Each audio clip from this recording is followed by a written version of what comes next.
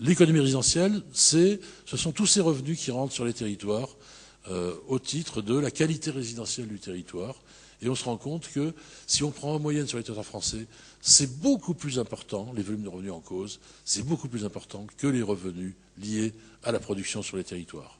Alors là, c'est là où effectivement on a été très très étonné.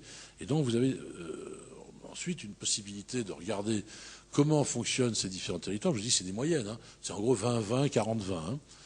20 productifs, 20 publics, 40 résidentiels, 20 sociales.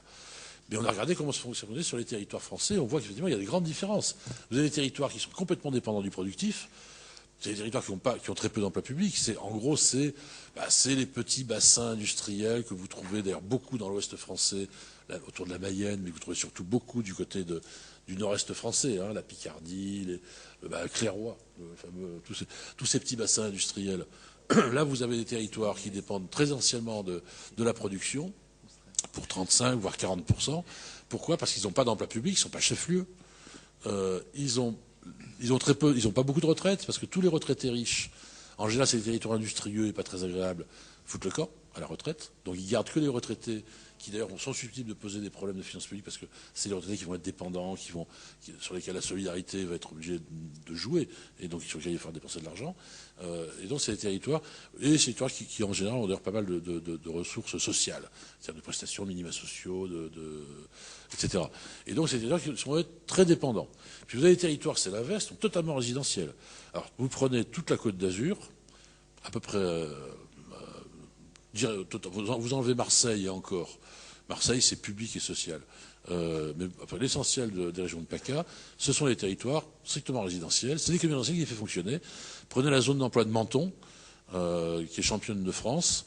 Ce que la zone d'emploi de Menton touche comme revenu de l'extérieur en contrepartie de choses qui ont été produites et vendues à l'extérieur de Menton, on est autour de 5%. Je ne crois pas aux projections actuelles démographiques des territoires très attractifs que sont l'Ouest français et le Languedoc-Roussillon. Je n'y crois pas. Même d'ailleurs presque indépendamment de politique publique. Parce qu'à un moment donné, les territoires saturés n'attirent plus. À un moment donné, là, on est peut-être arrivé aux limites d'un certain exercice. Et on arrive aux limites d'un exercice au moment où les budgets publics sont exsangues. Donc ça veut dire que même si on n'a pas la panique à la grecque, qui oblige à prendre des mesures absolument incroyables qui disent qu'ils vont prendre, hein, de réduction des salaires, enfin de trucs drastiques. Même si on l'a pas à la violente, à la grecque, on est rentré dans un tuyau où il est probable qu'il y aura des ajustements assez brutaux qui seront obligatoires dans les années qui viennent. Ça va être un peu difficile. Ça va être un peu difficile. Ce qui est terrible, c'est qu'on ne voit pas quel gouvernement est capable de faire ça. Hein. On le voit bien avec les Grecs déjà. Alors évidemment, ce qu'on a devant nous est peut-être plus soft que ce qu'on nous annonce pour les Grecs. Il n'empêche que des restrictions fortes, d'austérité, hein, c'est ça qu'on consacrait, hein, ça va être très difficile à faire passer en France. Alors même que on est sorti de 2009 et on nous dit qu'en 2010 c'est en train de remarcher.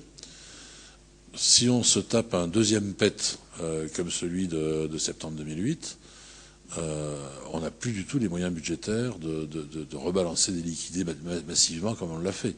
On a épuisé nos cartouches. Hein.